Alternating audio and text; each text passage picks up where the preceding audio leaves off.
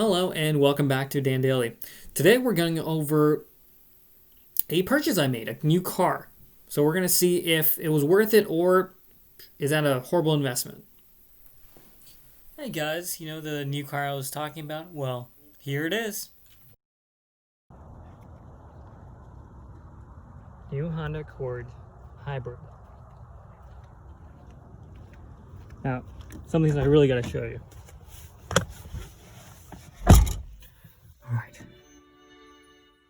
All right, check this out.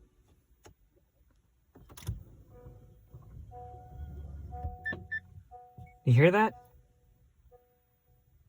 Exactly, nothing. This car has no sound. The engine is on, but it's actually just the battery, the hybrid's battery, which is pretty cool. And check this out. You see that? That's the battery, the hybrid's battery range. And that's the gas. This car averages about 500 miles in one tank. That's way better than my last car. All right, check this out. When I go in reverse, this is what it does.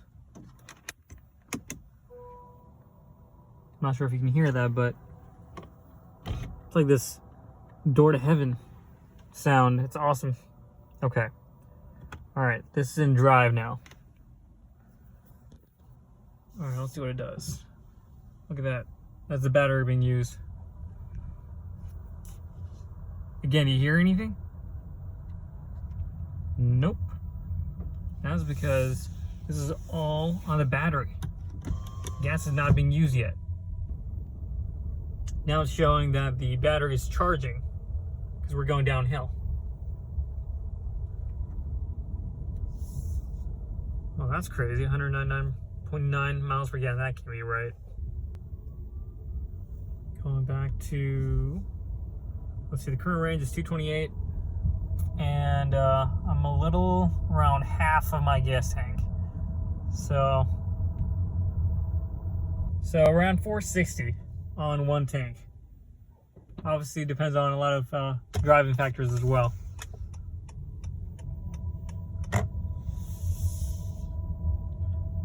All right, look at that. When it goes in blue, that means it's trying to use gas. When it goes in green, that means it's charging the battery, the hybrid's battery. One of the other crazy things is that I didn't realize until after I drove for like a day or two, is that this car actually drives. One of the other crazy things about this car is it actually charges the battery while you brake. It regenerates energy while you actually brake, which is crazy because I've never heard of that. I actually found that out from looking at the manual of the car. I didn't even know that was a part of the features. Also, check this out. It actually shows the speed on the windshield itself. It's called heads-up display. So the features are amazing as well. Now, when the battery is low of the hybrid, then the engine turns on and charges the battery itself. All right, so the car that I bought is a Honda Accord hybrid, and it's a touring. So that means it's the top of the line, but it's also a hybrid. It's got everything that you would think of for the Honda Accord line, and you can't go any higher, essentially. Now, one of the reasons I actually was looking for the car, and I've actually been looking for this car for about a year and a half. At least I've been actively searching, and I finally bit the bullet and went for it. My old car I've had was an Acura TSX, a 2009 model. I've had for over 10 years, and I've maintained it pretty well. Now, that car, brand new itself, initially when we got it, was about around $30,000. Now, the same car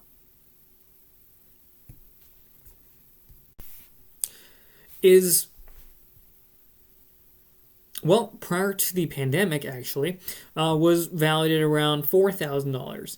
But with the pandemic, the value actually increased for all used cars, or at least a lot of them, significantly. So my old car was actually valued at around $6,000. So that's $2,000 in addition to what it was actually previously valued at. And this is almost after a year of driving it even, which is crazy and absurd. But the reason behind that is that a lot of the new car manufacturers have not been able to keep up with demand because, well, they haven't been able to provide the labor to be able to make those cars during the pandemic because, well, there have been so many restrictions and so many regulations that a lot of the car manufacturers have had to slow down their production. And this has caused it to limit the number of new cars. And because of that, the old cars that have been in the market and are available, their values actually increased, which is great if you have an old car and want to sell it. So if you have that old, rusted, car that you've really been wanting to get rid of, well, now might be a great time. So think about that. Now, with my car, I actually got rid of, and actually that I use as the down payment. So that $6,000 essentially went to down payment for my new car, the Honda Accord. The Honda Accord is valid currently at $36,000, plus or minus MSRP, and that's actually what I paid for it, including the finance. So I didn't actually pay $36,000 cash from my pocket right away. I mean that's insane. It's not worth it. What I actually did is I financed it because the best part is obviously I get to keep the car, enjoy it, and I only essentially have to pay a certain amount per month to be able to keep it and have it. Now, the monthly payment, this might be a little expensive for some, and it even is over my budget, but there's a reason to that. So this car actually cost, finance-wise, $399 per month. Now, this includes interest, and this is for a 72-month term. So what that essentially means is I've got about $29,000 in payments remaining for this car. Now, I'll be honest, I did do a little bit of haggling, and that might not be the most enjoyable cup of tea for everyone, but if you can save $1,000 or $2,000, $3,000, I mean, it might be worth it to just get it out of your comfort zone for a little bit and to do that. Now, aside from it being a really, really nice car, there's certain features in it that actually make this a very valuable investment, essentially. So, yes, this car's payment is $399, but my old car would have costed me a lot more in, first of all, insurance, and also in gas, and also maintenance itself. So all these things were adding up. So if I took that into account, this car, the Honda, actually cost me a lot less than $399 per month because I'm not having to account for all those additional costs that I would have had with my old car. For example, gas. This new car, it's because it's a hybrid. It ranges, again, the sticker gas mileage is around 600 miles per tank, which is insane. Now, I haven't been able to get that high because, well, maybe I'm not the best driver, but my range has been around 4,500 per tank. Now, that's still quite significant because, and this is the crazy part, my old car would give me the gas mileage, which, I mean, even that car, the Acura, was a good car for gas mileage, but even then, the gas mileage on that car was around 400 per tank. Now, the little caveat to that is it had a bigger tank. That car had a 16-gallon tank. The Honda Accord, has around a 13-gallon tank. That's 3 whole gallons less, and it still gives more mileage, 80 more miles to be precise, because it can give 480. And that's essentially, at least for my commute, it lasts me at least almost a week longer before I have to fill up gas. And that is just crazy because that's a whole week that I save on gas every 3 weeks. And that's for the rest of the year, and that's for the rest of however long I had this car. And I don't plan on selling it because, well, my last car I had for 10 years. This car, yeah, I plan on having for another decade because I don't buy cars to, buy them and then sell them a couple years later, because that's not really the most wise way to make to enjoy the value of the car. I like to keep the value of the car and enjoy it for myself, especially when it's paid off, because then I get to truly enjoy the benefits. Now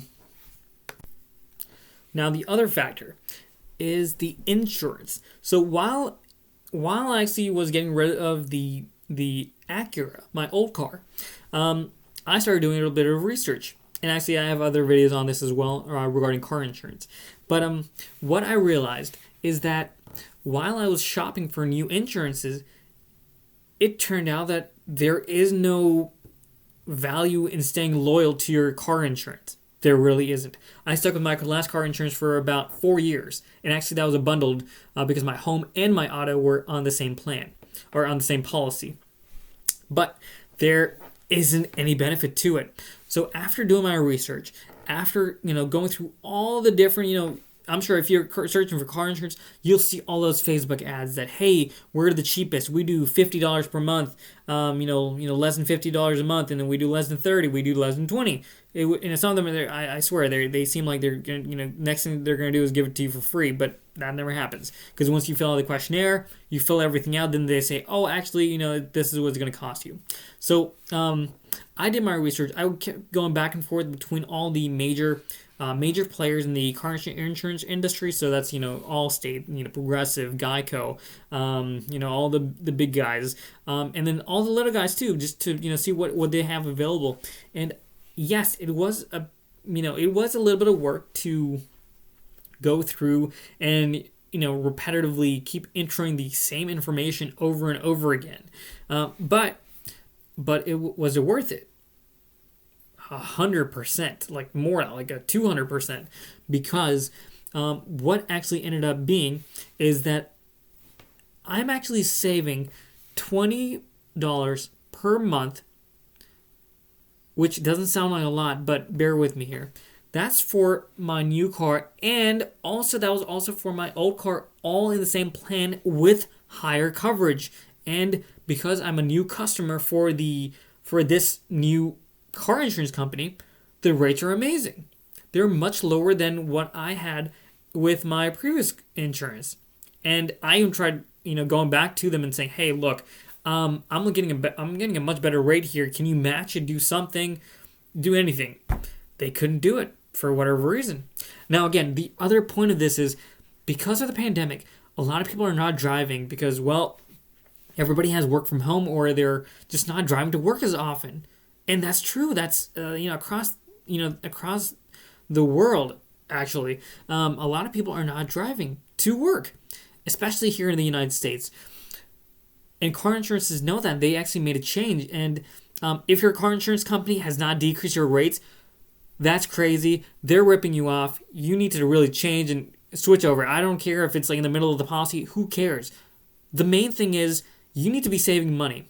And you don't need to give all your extra hard-earned money to some lousy and greedy car insurance company. There's no point.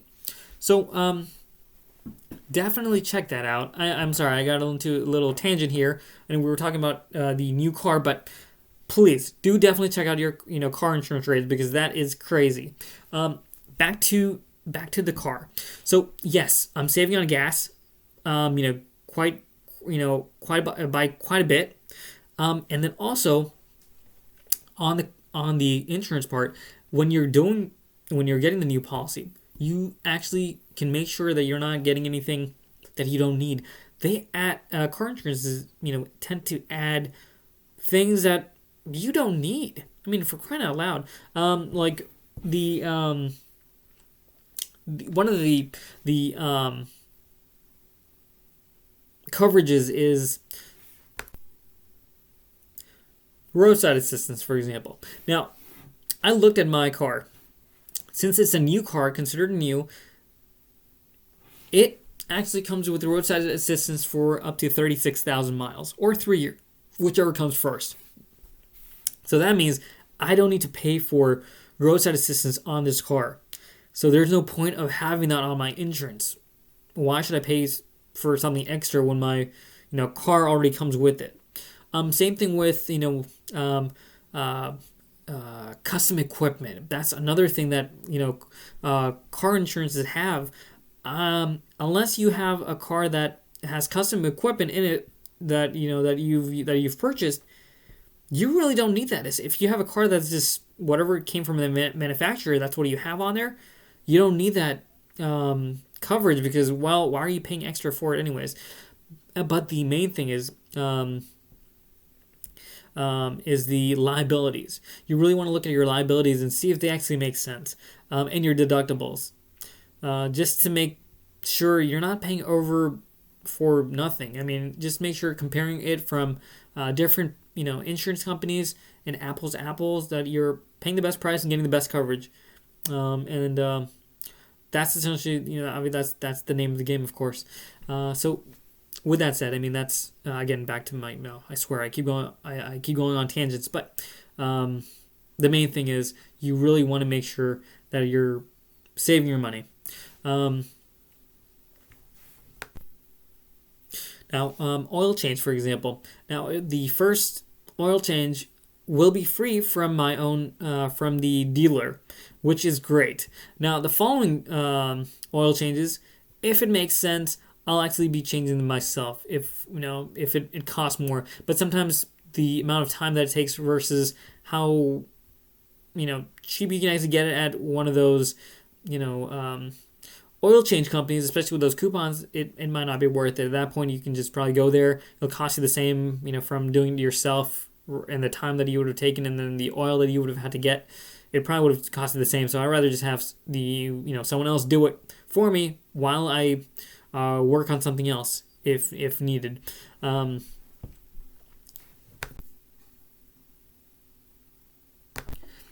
what exactly makes this car different? What exactly is a hybrid anyways?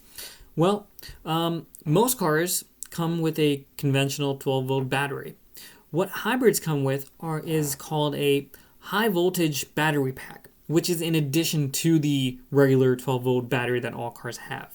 That's the battery that hybrids use for actually powering the engine to move forward, to propel you forward when you accelerate, or when you brake.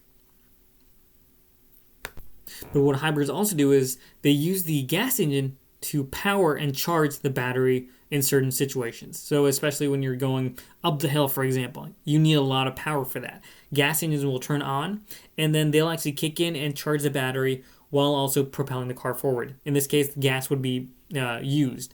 Now, if you're going downhill, for example, that's where the tires will keep turning and turning, and gas won't be used. The gas engine will be off, which in this case, the Accords, and the tires rotating will actually generate energy, which gets stored into that high voltage battery.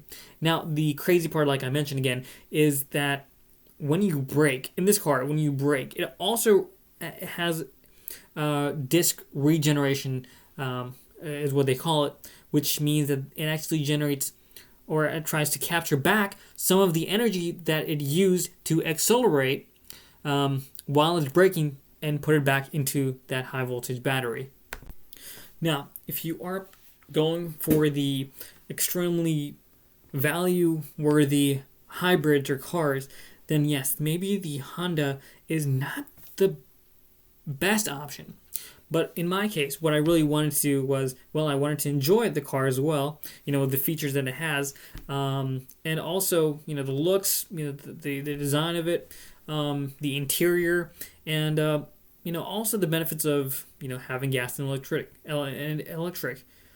So that's one of the reasons why I went for this car. I wanted to enjoy it as well. Like I mentioned, and like my viewers, like you may know from my other videos, is that I'm not one to compromise on on value. I really want things that are valuable. For example, you could get a very cheap mattress. Yes, that would be the most cost effective, but is it really that good in the long term? I mean, think about it this way. If you have a mattress that's really cheap and starts giving you backache in a couple months, I mean, is that really worth it for you? Then you have to go to the hospital, possibly have medical bills, which will end up costing you more. So I like to, have the best of both worlds. I want to have the best value as well as the best possible quality.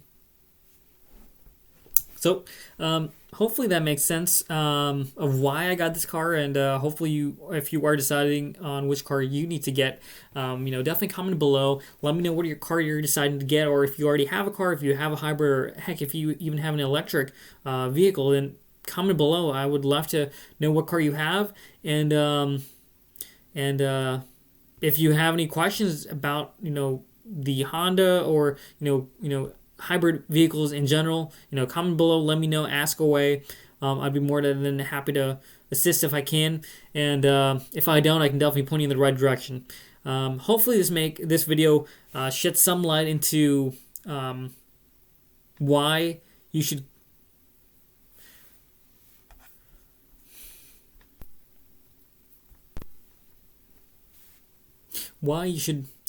either buy a new car, get rid of your old one, or if you're already making a purchase, how to.